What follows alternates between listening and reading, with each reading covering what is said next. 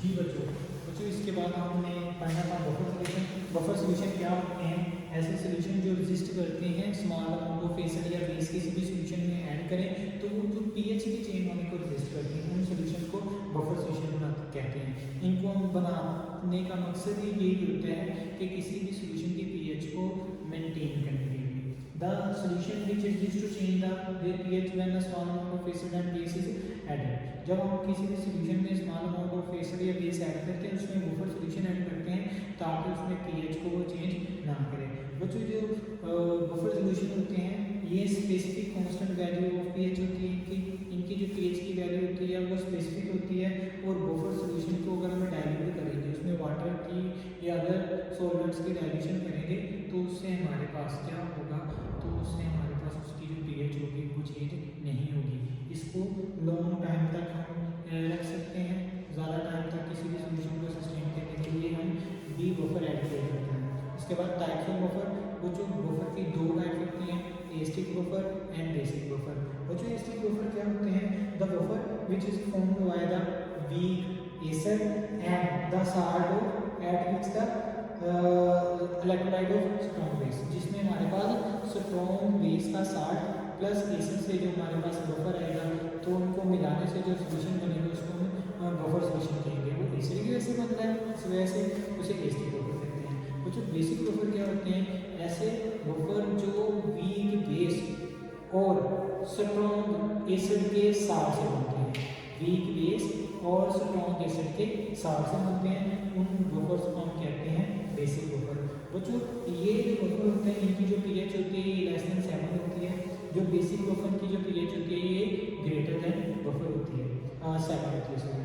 उसके बाद इसकी जो कैपेसिटी होती है बफर की एबिलिटी या उसकी पीएच को कैसे मेजर करते हैं, बच्चों वो एक इक्वेशन से हम करते हैं, एंडरसन इक्वेशन से कहते हैं, उससे हम उसको मेजर करते हैं। एंडरसन इक्वेशन होती क्या है? ये भी आज का हमारा टॉपिक है, ये भी आज हमें पढ़ना है।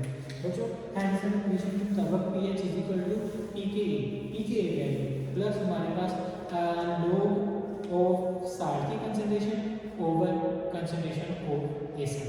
इससे हम जो pH ऑफ एस्टिक बफर हम कैलकुलेट कर सकते हैं, बेसिक बफर की pH को कैलकुलेट करने की, OH को कैलकुलेट करने के लिए pKb वैल्यू उसमें हम ऐड करते हैं log concentration of salt over concentration of base. बच्चों एग्जांपल्स ऑफ बफर डिफरेंट में हमारे पास बफर हो सकते हैं। ये एक एसिड है, वीक एसिड है, एस्टिक एसिड। इसमें हम करते हैं साल्ट किसका?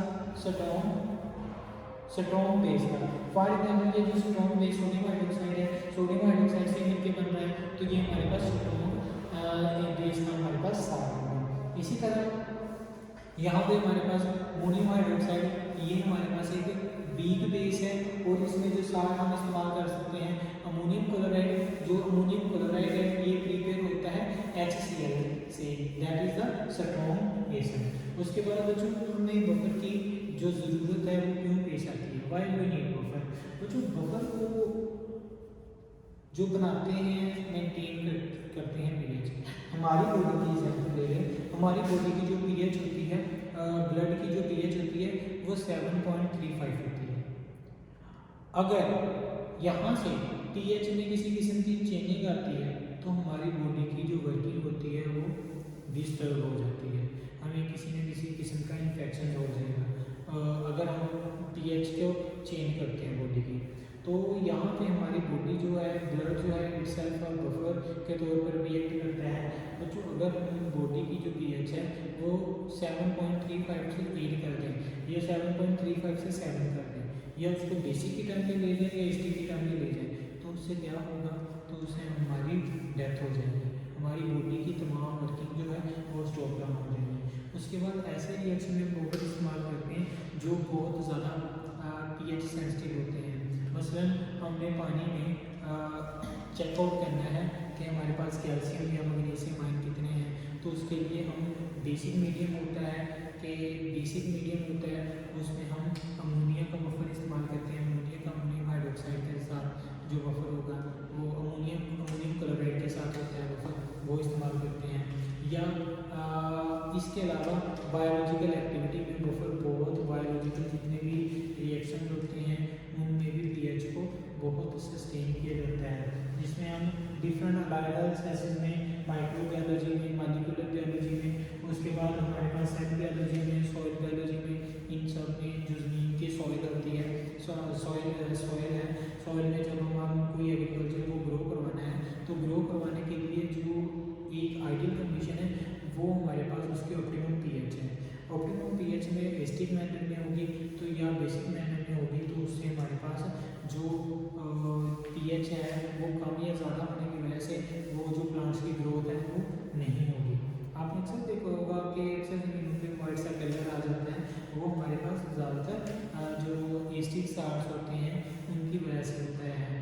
तो वहाँ पे जो सॉइल की पीएच होती है वो लेस होती है, जिससे वहाँ पे जो एग्रीकल्चर ग्रोथ है या फसलों की काश्त है वो पॉसिबल नहीं होती। उसके बाद बच्चों Henderson equation. Henderson equation use for calculation of the pH of any buffer. किसी बफर की पीएच को कैलकुलेट करने के लिए हम यहाँ पे ये इक्वेशन इस्तेमाल करते हैं। बच्चों ये क्या है, हमारे पास जो बफर बनता है वो एक वीक एसिड और स्ट्रॉन्ग साल्ट ऑफ बेस, अगर ये हम एसिडिक बफर की बात कर रहे हैं।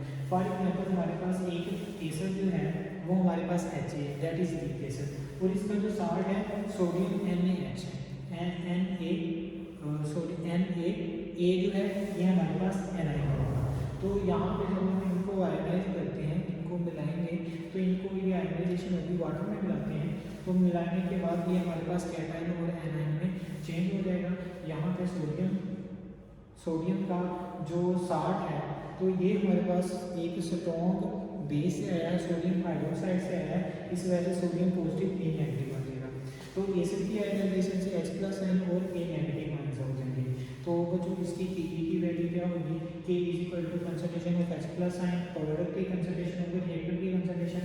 यहाँ पे इस इक्वेशन का हम नेगेटिव लोग लें कंसंट्रेशन, इसी के डिफरेंस यहाँ पे हमने H+ आयन की कंसंट्रेशन को सेपरेट करना है, H+ आयन की कंसंट्रेशन को सेपरेट करने के लिए जो हमारे पास ये H+ की कंसंट्रेशन है ये मल्टीप्लाई हो जाएगी, तो यहाँ पे हमारे पास K के साथ H A की कंसंट्रेशन ओवर A जो नेगेटिव कंसंट्रेशन है वो रिमेन बिहाइंड एट द जो डिनोमिनेटर में चली जाएगी। जब डिनोमिनेटर में लेंगे हम इनका लोग लेंगे, नेगेटिव लोग लेंगे, पहले हम जो सिंपल लोग लेंगे इसको कैलकुलेट करके देन हम उसको मल्टीप्लाई कर देंगे नेगेटिव साइन के साथ, देन हमारी नीचे और पीछे वीक वैल्यू होगी।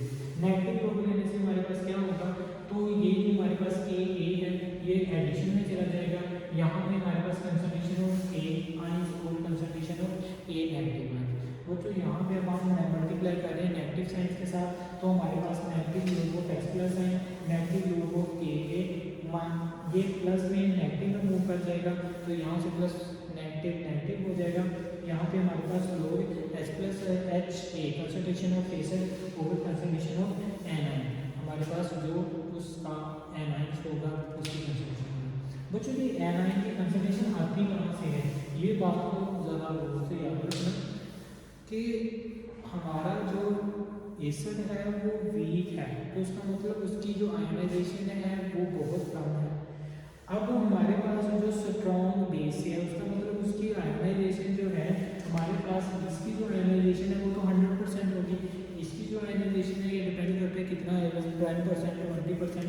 मेन जो major part of A negative ion है that is the common ion which is from the salt, जो हमारे पास बेस का साल्ट है, उसका मतलब जो हमारे पास A नेगेटिव और जो कॉमन आयन है ये हमारे पास मैक्सिमम कंसंट्रेशन कहाँ से आती है, साल्ट से आती है, साल्ट की कंसंट्रेशन से आती है।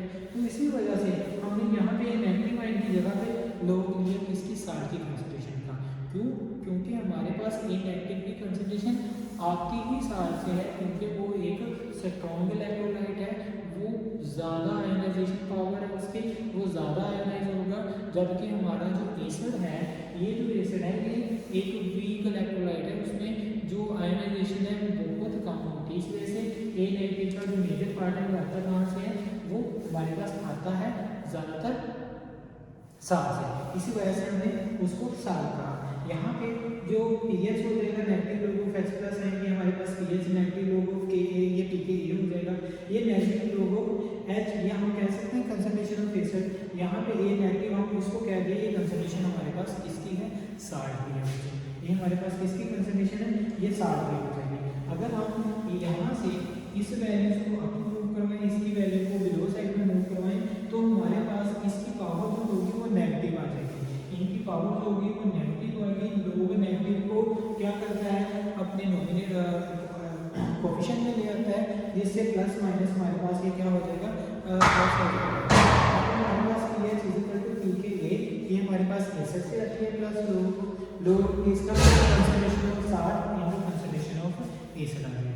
इसी तरह बच्चों हम क्या करें, हेंडरसन इक्वेशन, ये हमारे पास एसएल के लिए ये हेंडरसन इक्वेशन, ये एसएल से कंसंट्रेशन से हम 60 की कंसंट्रेशन और एसएल की कंसंट्रेशन हम ऐड करेंगे, तो उससे हमें पीएच वैल्यू को पता चल जाएगा। हम कुछ वैल्यूज को पीएच को कैलकुलेट भी करते हैं, जैसा कि इस साइड में हमारे पास एक एसिटिक एसिड है और उसको हमने क्या किया, सोडियम एसीटेट के साथ एक बफर सॉल्यूशन बनाया। ये हमारे पास वीक एसिड है, ये स्ट्रॉन्ग बेस का साथ है। बच्चों जब हम मिलाएं, इसकी जो कंसंट्रेशन है 0.09 है मोलर है, इसकी 0.1 मोलर कंसंट्रेशन है और के की वैल्यू 4.74 है। अगर हम इस इक्वेशन में पुट करें लोग साल की वैल्यू हमारे पास कितनी है, 0.1 और इसकी कंसंट्रेशन है 0.09 है। जब हम मिलाते हैं तो यहाँ पे हमारे पास जो पीएच होती है 4.8 डिग्री होती है। तो ये इस तरह हम इससे किसी पीएच को कैलकुलेट कर सकते हैं। इसी तरह हम हेंडरसन इक्वेशन से जी बच्चों इस तरह यहाँ पे हमारे पास इसके बाद हेंडरसन इक्वेशन फॉर बेस आएगी। यहाँ बेसिस के लिए हम ये रिएक्शन देखेंगे कि हमारे पास बेस में जब हम वाटर में डिजोल्व करवाते हैं, मीन अमोनिया को वाटर में डिजोल्व करवाएंगे तो हमारे पास अमोनियम आयन बनेगा प्लस OH नेगेटिव आयन बनेगा। यहाँ पे इसी तरह हम इसके Kb की वैल्यू लेंगे, Kb की वैल्यू किसकी इक्वल होगी बच्चों, यहाँ पे हमारे पास ये concentration of product ammonium ion की कंसंट्रेशन, हाइड्रोक्साइड की आयन की concentration and concentration of NH3। यहाँ पे कंसंट्रेशन ऑफ वाटर है, ये Kc के साथ मल्टीप्लाई होकर हमारे पास क्या बन जाएगा, वो Kb बन जाएगा। इसी तरह ये वाला सेम प्रोसीजर हम अप्लाई करेंगे। अप्लाई करने के बाद यहाँ पे POH आएगी, यहाँ पे pH नहीं आएगी, POH आएगी। ये Pkb प्लस लोग कंसंट्रेशन ऑफ साल्ट और कंसंट्रेशन ऑफ बेस हमारे पास होगी। और जो इसी तरह जो भी हमारे पास बफर होते हैं उनकी स्पेसिफिक एक कैपेसिटी होती है कि ये कौन सी ये एसिड की स्ट्रेंथ है, कितना बेयर कर सकती है, उसको बफर कैपेसिटी कहते हैं। ये हमारे पास किसी भी बफर की कैपेबिलिटी होती है जो रेजिस्ट करती है कि कितनी चेंज करना है, पीएच को कितना चेंज करना है। The capability of a buffer with of a solution to resist the change in pH when the small amount of acid and base is added. अच्छा बच्चों इसके अलावा ये चीज़ किस पर डिपेंड करती है, ये हमारे पास साइज ऑफ मोलैरिटी ऑफ जो हमारे पास कंपोनेंट है उस पर बहुत ज़्यादा अफेक्ट करती है, बहुत ज़्यादा अफेक्ट करती है। बच्चों यहाँ पे हमारे पास एक तो कंपोनेंट है एसिटिक एसिड के एग्जांपल्स के तौर पर हम करते हैं। एसिटिक एसिड में सोडियम एसीटेट में एक बफर बनाया, बफर बनाने में हमारे पास जो सोडियम एसिटिक एसिड की कंसंट्रेशन है 0.09 है और सोडियम एसीटेट की जो कंसंट्रेशन है ये हमारे पास 0.1 मोलर है। इसके हमारे पास हमने पीएच की वैल्यू देखी थी, हेंडरसन इक्वेशन में अप्लाई की कि ए की वैल्यू 4.74 है, कंसंट्रेशन ऑफ सांस हमारे पास 0.1 है और हमारे पास कंसंट्रेशन ऑफ एसिड 0.09 है। तो जब हमने इसको सोल्व किया तो हमारे पास 0.087 उसको 4.74 में हम ऐड करेंगे और पीएच की वैल्यू हमारे पास 4.83 होगी, दैट इज द पीएच। अच्छा बच्चों अब देखें, अब हम क्या करेंगे, कुछ मिकदार में एसिड या बेस हम ऐड करेंगे। ये एसिड भी करेंगे तो उसकी पीएच को लो डाउन करेगा, अगर हम बेस करेंगे तो पीएच की वैल्यू को हमारे पास इंक्रीज करेगा। हम उसमें बेस ऐड करें, 0.01 मोलर बेस ऐड करते हैं। जब हम 0.01 मोलर बेस ऐड करते हैं तो molar concentration of base sodium ion 1 mole sodium को हाइड्रोक्साइड को ब्रेक डाउन करेंगे, 1 मोल सोडियम प्लस 1 मोल हाइड्रोक्साइड बनता है। अगर हमारे पास 0.01 मोलर हो तो 0.01 मोलर सोडियम बनेगा, 0.01 मोलर हाइड्रोक्साइड आयन बनेगा। अच्छा बच्चों इसके अलावा जब हम देखें कि ये जो हाइड्रोक्साइड आयन है जब हम उसमें ऐड करेंगे तो एसिड के साथ वो रिएक्ट करेंगे। एसिड में हमारे पास क्या है, एसिटिक एसिड है, एसिटिक एसिड का H+ आयन को लेगा, H+ आयन के साथ मिलकर हमारे पास क्या बनाएगा, वाटर बनाएगा। अब ये 0.01 इसका मतलब एसिड से 0.09 से 0.01 मोलर वो क्या कर लेगा, वो ले लेगा, उसके साथ रिएक्शन कर लेगा। अब एसिड की कंसंट्रेशन कितनी रह जाएगी, 0.09 से -0.01, वहाँ पे इसकी कंसंट्रेशन 0.01 रह जाएगी। 0.09 से ए खत्म होगी, 0.098 रह जाएगी। अब यहाँ पे हमारे पास जो इसका नेगेटिव आयन बनेगा CH3 C double bond O into O negative ये जो अनाइन होगा एसिटेट अनाइन, इसको क्या करेगा, इसको इस मेटल का यहाँ पे जो सोडियम के आयनिक कंसंट्रेशन है वो भी रिएक्ट करेगा। जब वो रिएक्ट करेगा वो हमारे पास क्या बना देगा, वो सोडियम एसिटेट बना देगा।